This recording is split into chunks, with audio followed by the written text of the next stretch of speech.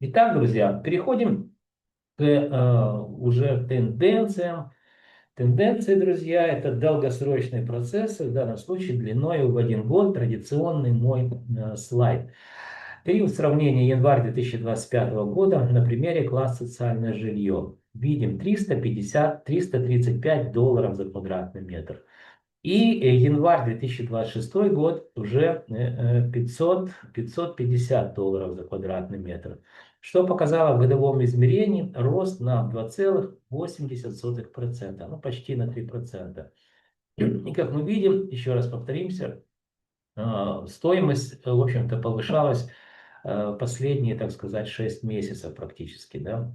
Итак, друзья, я и компания Leap Consulting, немного саморекламы, считаем индексы рынка недвижимости для крупных иностранных банков, которые работают на территории Украины, также крупных системных национальных банков. И вот на примере индекса стоимости жилой недвижимости вторичный рынок, у вас картинка перед вами, класс социальное жилье, он положительный, единичка, видим, да, запятая 0,28.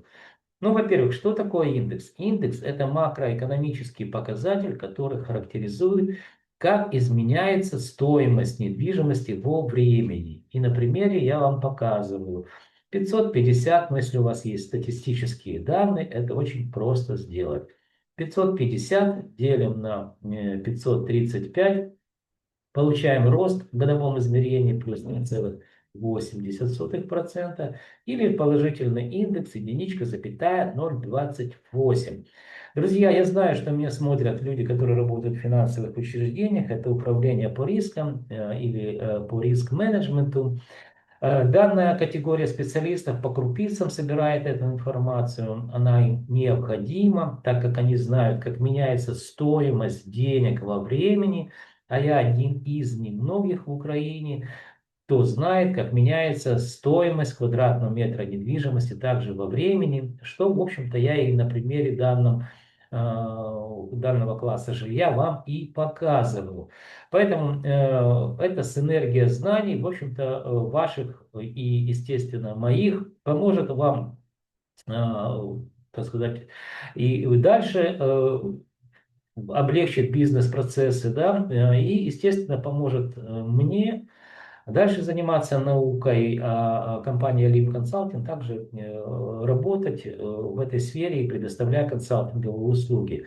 Для того, чтобы меня найти, вам необходимо посмотреть описание канала. Там есть мой Viber телефончик. Напишите или созвонимся, как удобнее.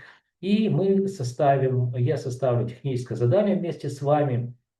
И вы будете получать информацию раз в квартал, обычно мы делаем такие исследования, по всему, так сказать, кредитному портфелю, под которым, мы говорим сейчас о недвижимости, под ту недвижимость, под которую ваше финансовое учреждение выдало финансовые какие-то средства. Еще раз напомню, вы знаете, как меняются деньги во времени, а я знаю, как меняется стоимость недвижимости во времени.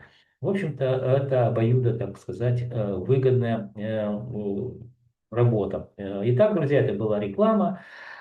Переходим к следующему слайду. Здесь я сравнил два рынка. Рынок предложений квартиры для продажи, которые выставляются. Я оставил прежний слайд предыдущий. Ничего не поменялось. Рост в годовом измерении плюс 2,80%. А вот внизу табличка поменялась. Excelевская, здесь аренда. То есть сравниваем продажи и аренда. Итак, по аренде, естественно, сравниваем 2025 год, декабрь месяц, с декабрем 2024 года. Видите, внизу такая красная черта, вернее, шрифтом красными отметил. За год аренда выросла 4,42%. То есть это, ну, достаточно много для прифронтового города, да, реально много. Но динамика положительная мы видим. А вот рынок недвижимости по предложениям значительно уступает в скорости, так сказать, роста, да, стоимости квадратного метра. Всего лишь на 2,80%. Но, друзья, еще раз напомню, и у меня много видео, где мы с вами рассуждаем о стоимости денег, пассивном доходе на, так сказать, рынке жилой недвижимости, ну и так далее. Так вот, я так все-таки предполагаю, что 4,50% это пик доходности, который, в общем-то, показала недвижимость города Днепра. Дальше мы увидим только снижение, собственно говоря, как и в сегменте, где предлагаются квартиры для продажи. Ну, а теперь, друзья, очень, наверное, думаю, кратко постараюсь, большой объем. Поговорим о людском капитале. Ну, что такое людской капитал? Наверное, объяснять не надо. Любая страна, любое государство – это прежде всего люди, которые населяют это государство. Потом уже на втором месте это полезные ископаемые и все остальное. То есть все должно крутиться вокруг людей. Почему на Луне нет коррупции и нет войн? Потому что там нет людей. Так вот, друзья, я вчера или позавчера так мельком что-то смотрел и услышал, как значит, гарант Конституции заявляет о том, что в Украине за 4 года войны было, ну, погибло 55 тысяч человек. То есть я не знаю, кто ему готовит эту информацию. По-моему, Федоров тоже заявлял то же самое. Это новый министр обороны, молодой, совершенно молодой человек, который не служил в армии, не имеет специального образования, то есть, ну вот с детского сада сразу же, так сказать, министр обороны. Ну, я так предполагаю, что это ничем хорошим не закончится.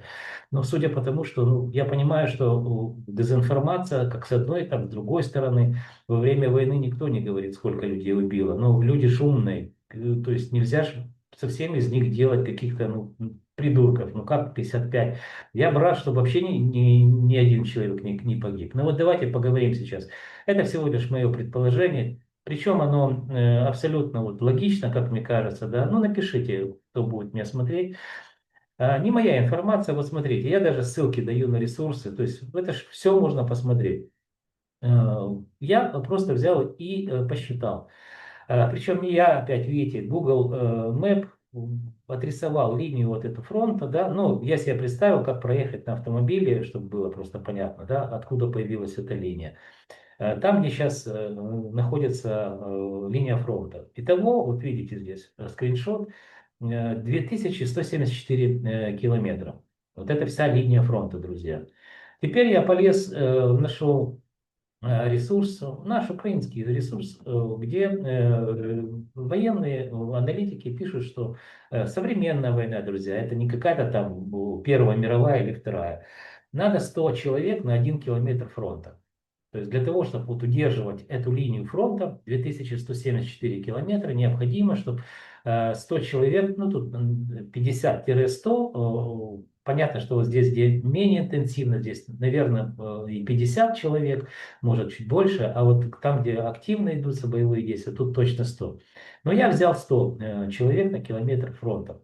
Несложно, 2000 километров, ну я здесь округлил, умножаем на 100, получаем 200 тысяч человек. Это непосредственно люди, которые находятся на передовой линии, то есть стреляют из окопов. Да? То есть я, кстати, слышал от военных каких-то там где-то в интернете, что это все можно найти, что где-то похоже на правду, то ли 150, кто-то говорит, кто-то говорил 170, ну давайте для того, чтобы удобнее считать было, это 200 тысяч человек. Это очень правда, это очень похоже на правду. То есть это люди, которые действительно воюют. А следующий, друзья, слайд. Здесь мы с вами поговорим о обеспечении вот этих 200 тысяч, которые воюют. Ну, там же ротация должна происходить. Человек в окопе не может сидеть больше 5 дней. По-моему, больше 5. Его надо обязательно поменять на другого, чтобы военнослужащий мог отдохнуть и, ну, восстановиться. Итак, опять же, не моя информация, ссылки есть, можете посмотреть. От, значит, на одного стреляющего в окопе от 3 до 5 человек в тылу. Ну, я взял, понятно, что 5 человек, опять же, с учетом огромной линии фронта, и несложно, в общем-то, Да, вот здесь функции обеспечения, чтобы было понятно, почему на одного стреляющего надо 5 человек, которые находятся не на первой линии. Там же вторая линия может быть за первой, ну и так далее. То есть это логистика, боеприпасы, ремонт техники, медицина, ну и так, связь и так далее. То есть вот эти функционал тыловой, так сказать, выложен, да, людей, которые в тылу находятся. Умножаем 200 тысяч человек, это те, которые в окопах стреляют. На 5 человек это тыловое обеспечение, получаем армию уже 1 миллион человек по всей линии фронта. Но еще дальше, друзья, глубокий тыл, так называемый, хотя это не военный термин, я его так применил, потому что я не военный, но он мне, так сказать, понравился. Помимо всего, еще присутствует два человека, то есть включая этих 5 человек, которые находятся, ну, вообще далеко от линии фронта, прям очень далеко. Итого на одного стреляющего всего 7 человек обслуги. Это тыл и глубокий тыл, это все обеспечение. Умножаем 200 тысяч на 7 человек, получаем вот 1 миллион 400 тысяч, это предполагаемая армия Украины. Ну, друзья, это очень тоже похоже на правду. Я и от политиков, и от военных, ну, в интернете, естественно, все это неоднократно озвучивалось, что кто-то говорил, что 1,5 миллиона, кто-то чуть больше говорит, что армия. То есть это, в принципе, похоже на правду. И вот так сейчас переходим к самому грустному, когда мы будем считать наши потери, да, предполагаемые потери, друзья. Я ни на что не претендую, я просто ну, люблю с цифрами разбираться, а что же на самом деле может быть. Поэтому это всего лишь мое предположение. Хотя я не хотел бы делать такие предположения. Но когда явно говорят, что 55 тысяч за 4 года войны, ну это просто, друзья, это просто смешно. Итак, предположим, что, ну, во-первых, мы не предположим, а знаем, что 4 года войны это 1460 дней. Это очевидные вещи, тут не надо предполагать. Дальше. Берем в расчет только 1000 километров фронта, то есть это вот эта часть юга, получается, юго-восточная, да, от Харькова, Донецка, Приднепровский регион, в основном Харьков меньше, Донецко-Приднепровский регион, ну и Запорожье, да, вот здесь Запорожская область. То есть мы сократили линию фронта на 2 раза. 1000 километров. И представили, что здесь, ну это так оно и есть, наиболее активные действия, и предположили, что на 2 километра передовой, непосредственно передовой, это ноль, погибает в день 2 военнослужащих. Видите, да?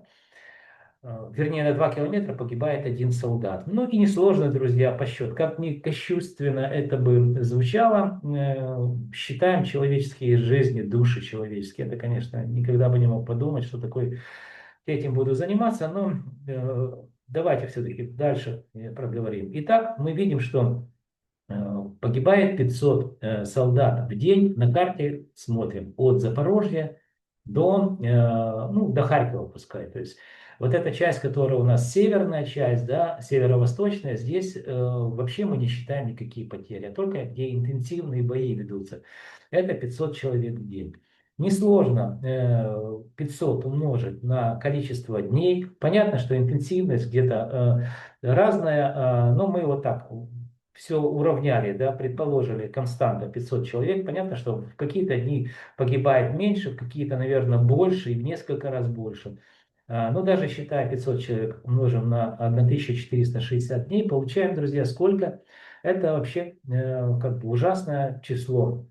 Это просто катастрофа с точки зрения, сколько людей теоретически погибло. Это 730 тысяч, друзья. Не 73 тысячи, не 55, а 730. Ну, можете посчитать сами калькулятором, кто чем умеет, да. Это предполагаемое число погибших за всю войну. Дальше 730 тысяч умножаем. Ну, кто-то может сейчас мне там напишет что-то. Напишите, вот мне будет интересно просто. Я свою логику обосновываю абсолютно простыми вещами, ну, вот цифрами, да. И они не завышены. То есть я вот даже сократил линию фронта в 2 раза. Теперь многие военные эксперты говорят, что на одного погибшего приходится от 3 до 5 раненых. Давайте возьмем 3 раненых. Разная степень ранения может быть тяжелая, легкая, берем 3. Умножаем и получаем совершенно фантастическую цифру, друзья. Это 2 миллиона 190 тысяч. Это общее число людей, которые, так сказать, и раненые, и погибшие, но, скорее всего, это люди, которые никогда не вернутся к нормальной жизни и никогда не будут. Э, Есть такая дефиниция в экономике. Это экономически активное население, то есть люди, которые создают добавочную стоимость к внутреннему продукту страны. Так вот эти люди, они просто вычеркнуты из данного уже процесса. Ну, 2 миллиона, пускай так будет. И это очень похоже на правду. Почему? Потому что, опять же, мобилизация, помните, вот это точно я помню, что Федоров заявлял, 30 тысяч человек в месяц должны значит, поймать людей, да, для того, чтобы мы получили в год 360 тысяч. Для того, чтобы мы, так сказать, затыкали вот эти дыры на линии фронта, там очень много людей, по моему предположению, погибает, цифры я вам показал, рассказал. То есть вот это все складывается в определенные пазлы, которые говорят, что ну, где-то это очень похоже на правду. Ну, напишите, возможно, я ошибаюсь, друзья. И вот теперь смотрите, подсчет последний. Почему начали с недвижимости и заканчиваем людским капиталом, или, как у нас любят говорить, ресурс, да? Статисты их называют рабочая сила. Вот до чего дожились, да, в 21 веке. Ну, рабочая сила это еще вроде как и неплохо, когда работа есть. А вот когда ЦКшники называют тебя мобилизационный ресурс, это вот это уже беда-беда. Так вот, недвижимость равняется люди, потому что в этих квартирах живут люди. И чем меньше людей, тем менее востребована будет недвижимость. Основной посыл, который, в общем-то, я хотел донести до вас. А теперь опять по вполне официальным источникам, это Организация Объединенных Наций, говорит нам, что 7 миллионов, смотрим вверху, показывают, 7 миллионов 678 тысяч – это люди, которые уехали только, друзья, в Евросоюз и получили статус временной защиты. Дальше 2 миллиона уехали украинцев в Россию, но Российская Федерация или уполномоченные чиновники заявляют, что это 5 миллионов. А Путин, я слышал там 2 недели назад, говорит, что ну, у нас вообще 10 миллионов здесь живет. То есть кто здесь считал украинцев, которые уехали? Или кто вот здесь считал украинцев, которые уехали? Но если здесь считали, может быть, там какие-то там дают пособия, да, не знаю. Но опять же, не во всех странах Евросоюза дают эти пособия. Ну, в общем, дело темное. Но цифры какие-то есть, и я от них отталкиваюсь. И, друзья, вы же помните, что земной шар, ну, это такой круглый мячик, и там 186 или 183, по-моему, государства находятся. Но если ошибся, напишите мне. А здесь учитываются только люди, которые переехали в Евросоюз. То есть есть огромный континент. Это у нас Америка, Латинская Америка, Азия, что там еще у нас? Да, в общем-то, много чего у нас есть, ну, у нас, я имею в виду, на Земле, да, много куда есть уехать людям, которые имели такую возможность. Поэтому здесь, я так думаю, что гораздо больше разбежалось украинцев по всему земному шару. Ну, а теперь давайте подведем наши, так сказать, итоги. Помните, как в той песне, хотя, может, слова не к месту, но, опять же, очень похоже. Гуляли, веселились, потом, значит, подсчитали, прослезились, да. И вот смотрим, что 7 миллионов 600 тысяч – это люди, которые уехали, украинцы, в Евросоюз. Прибавляем 5 миллионов, те, которые уехали в Российскую Федерацию. Я добавил 2 миллиона, друзья. Понятно, что там всего лишь 750, ужасное число, 750 тысяч. Это, по моему предположению, это погибшие. Но при этом, при всем, мы здесь не учитываем людей, которые 200-е. А 200-е, вы же помните, это, вернее, 200-е, 500-е, это самая страшная судьба у людей, которые просто ну, погибли и их тел не могут найти. А это значит, что их семьи выплаты никогда не получат. Ну и, соответственно, никогда не узнает, где находятся эти люди. И их достаточно тоже много. Ну и люди, которые ушли в самовольное оставление части. Вот это все, скорее всего, будет, наверное, 2 миллиона. Итак, друзья, несложно все это суммировать, потери, и мы получаем 14 миллионов 600 тысяч. Это то, что на сегодняшний день люди, которые никогда не вернутся на территорию Украины. Официальная статистика внизу, друзья. 2022 год, первый квартал они дают, это украинская статистика. В Украине проживало 41 167 000. Также напомню вам, что в 1991 год Украина, будучи республикой, которая входила в Советский Союз, стала самостоятельным государством, проживало здесь 52 миллиона человек, видите, да? Ну, я округлил немножко в большую сторону. И за весь период самостоятельного, так сказать, развития как государства Украина потеряла без войны, друзья, 10 миллионов человек. Это огромное количество людей, друзья. Это не просто огромное. Вот это целая страна. Для примера вам приведу Израиль. В 1954 году получил государственность, как самостоятельное государство. 800 всего лишь было тысяч населения. Сейчас это порядка 10 миллионов населения. То есть вот за все это время мы, так сказать, профукали, целую страну потеряли. Да? Ну мы как мы. Понятно, что мы выбирали тех президентов, один лучше другого. В итоге мы видим, как деградировала, в общем-то, депопуляция населения Украины, да, без войны. Добавляем теперь вот 41 миллион 167 тысяч, отнимаем 14 миллионов 600, получаем 26 тысяч 567. 26 миллионов 567 тысяч. Такого, по моим предположениям, населения на сегодняшний день, но если мы сюда добавим еще люди, которые уехали в Америку, Латинскую Америку, там, Азию, там, может быть, ну, куда угодно, да, здесь только подсчитаны Евросоюз и Российская Федерация, то я так думаю, что, скорее всего, это 25 миллионов человек, которые проживают на территории Украины. А теперь, друзья, давайте я закрою показ слайдов и уже сам себе как бы задавая вопрос, на него отвечу.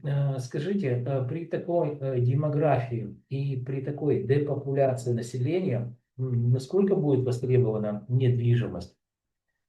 И недвижимость еще вот в этих человейниках, огромных городах, которые становятся действительно каменными джунглями, как я люблю говорить. Зима пройдет, конечно, пройдет зима. Настанет летом. Но я даже не сомневаюсь, что с энергетикой что-то исправится, что-то сделают, потому что, в принципе, было 4 года для того, чтобы сделать правильные выводы.